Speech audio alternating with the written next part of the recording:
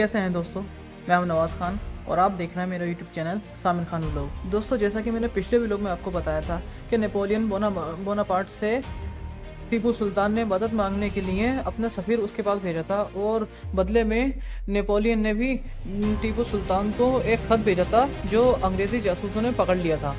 उसके बाद क्या हुआ, उसके बाद की कहानी हम आपको टीपू सुल्तान की दास्तान की तीसरी और आखिरी किस्त यानी कि इस किस्त में हम आपको बताने जा रहे हैं। अगर आपने हमारे चैनल को लाइक, शेयर और सब्सक्राइब नहीं किया है तो जल्दी से सब्सक्राइब कर लें और बेल आइकन के बटन को दबाना ना भूलें। जब नेपोलियन 1798 में फौज लेकर मिस्र पर हमला करने के लिए निकला तो बरतानिया यही समझा कि नेपोलियन हिंदुस्तान जाने वाला है। फिर नेपोलियन ने मिस्र पर कब्जा कर लिया। तब भी बरतानिया को यही ख्याल था कि वो ज़मीनी रास्ते से हिंदुस्तान पहुंचने की कोशिश करेगा, लेकिन जब बरतानिया की बहरिया ने फ्रांस को शिकस्त दे दी तब कहीं जाकर हिंदुस्तान में कंपनी सरकार ने सुख की सांस ली। क्योंकि उस ज़माने में एक खबर समुद्र पार पहुंचने में महीनों लगा दिया करती थी, इसलिए हिंदुस्तान में ये अफवाहें कई महीनों तक गर्दिश करती रहीं कि नेपोलियन टीपू की मदद के लिए अब आया कि कब आया। टीपू अब चारों तरफ से दुश्मनों में घिर चुका था और फ्रांस से मदद आने का इम्कान भी अब खत्म हो गया था। ये ऐसा वक्त था कि उसके दुश्मनों ने ये तय करना था कि वो शेर मैसूर का शिकार कब, कहां और कैसे करेंगे। इस दौरान ईस्ट इंडिया कंपनी ने लॉर्ड कॉर्नवालिस को वापस बुलाकर लॉर्ड वेल्लेस्ली को नया गवर्नर जनरल बना दिया। ये शख्स उस वक्त के बरतानवी वजीर आजम का दोस्त था। दोनों दोस्त चाहते थे कि हिंदुस्तान पर मुकम्मल कब्जा किया जाए और उनकी नज़र में टीपू सुल्तान ही सबसे बड़ी रुकावट था। अंग्रेज़ों के जहन पर हर वक्त ये खौफ सवार था कि कहीं फ्रांस टीपू की मदद को पहुंच गया तो हिंदुस्तान उसके हाथ से निकल जाएगा। और ये खौफ बेवजह नहीं था, क्योंकि टीपू के खिलाफ आखिरी जंग से 18 साल पहले फ्रांस ने बरतानिया की कॉलोनी अमेरिका में ऐसी ही मुदाखलत की थी। उसने अमेरिकी आज़ादी के हीरो जॉर्ज वाशिंगटन की मदद की थी, जिसकी मदद से बरतानिया को शिकस्त हुई और अमेरिका आज़ाद हो गया। बरतानिया फ्रांस को फिर मुदाखलत की इजाज़त देकर हिंदुस्तान में टीपू की शक्ल में एक नया जॉर्ज वाशिंगटन अफोर्ड नहीं कर सकता था। चुनांचे लॉर्ड वेल्लेस्ली टीपू सुल्तान के खिलाफ जंग का जहन बनाकर ही हिंदुस्तान पहुंचा था। उसने आते ही जंग की तैयारियां शुरू कर दी। बरतानिया से ताज़ा दम दस्ते भी उसकी मदद के लिए पहुंचने लगे थे, लेकिन लॉर्ड को टीपू के खिलाफ किसी बड़ी फौजी कार्रवाई की ज़रूरत नहीं थी। लॉर्ड कॉर्नवालिस जिन गद्दारों को तैयार करके गया था वो अब वेल्लेस्ली के साथ थे।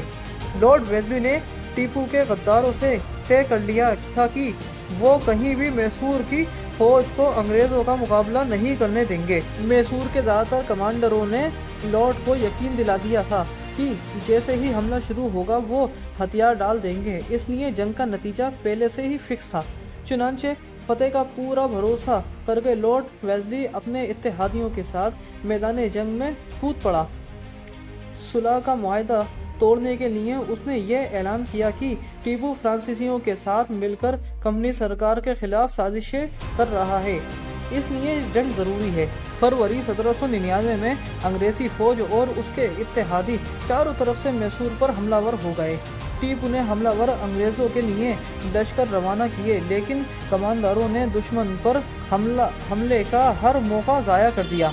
अपने कमांडरों का ये अंजाम देखकर मैसूर के सिपाही ये सवाल करते थे कि दुश्मन जब जद में है तो हमला क्यों नहीं किया जा रहा, लेकिन उन्हें ये कहकर चुप करा दिया जाता था कि ये सुल्तान की ही हिकमत अमली है। लेकिन हकीकत में गद्दारों ने शेर मैसूर के हाथ पांव बांधकर उसे दुश्मन के सामने फेंकने का मंसूबा बना लिया था। लेकिन अब शेर मैसूर भी हार मानने को तैयार नहीं था। एक मौके पर वो खुद फौज लेकर निकला और उसने अंग्रेज जनरल हैरिस के छक्के छुड़ा दिए। लॉर्ड वेल्लेस्ली ने भी अपनी एक तहरीर में टीपू के एक माहिर जनरल होने का एतराफ़ किया है, लेकिन टीपू के गद्दार वजीर यहाँ भी अंग्रेज़ों की मदद कर रहे थे। वो जानबूझकर टीपू के फौजी दस्तों को दुश्मन की तोप के जद में लेकर आते थे।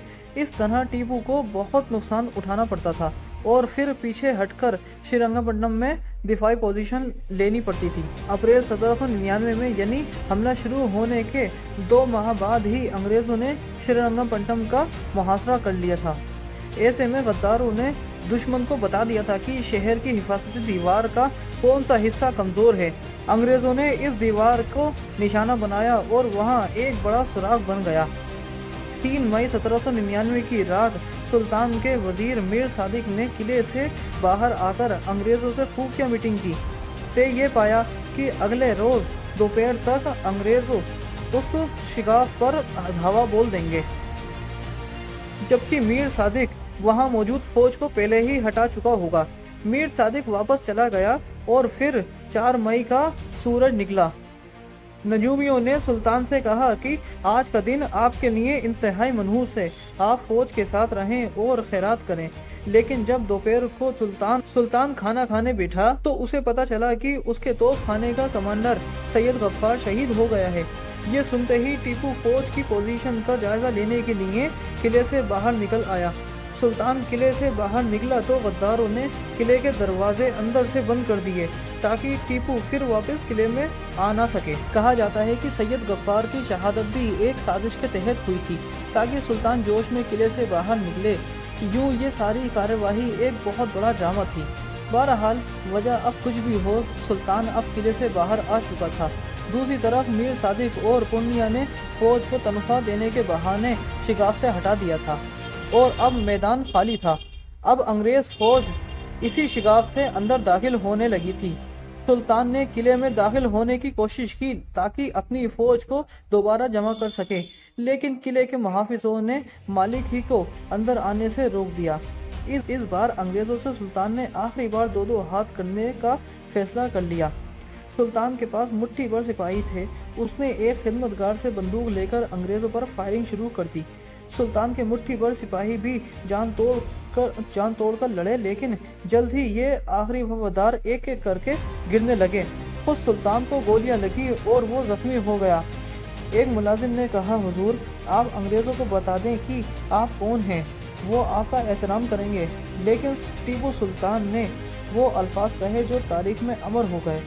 उसने कहा, शेर की एक दिन की जिंदगी गीदड़ की 100 साल जिंदगी से बेहतर है।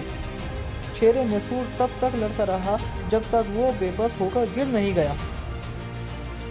अंग्रेज उस वक्त नहीं जानते थे कि किले के बाहर लड़ने वाला ये शख्स टीपू सुल्तान है।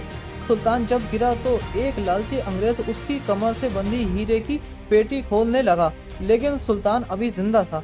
उसने तलवार के वार से अंग्रेज सिपाही की टांग उड़ा दी। अंग्रेज ने पलटकर गोली चलाई तो सुल्तान टीपू के सर में लगी और सुल्तान शहीद हो गए।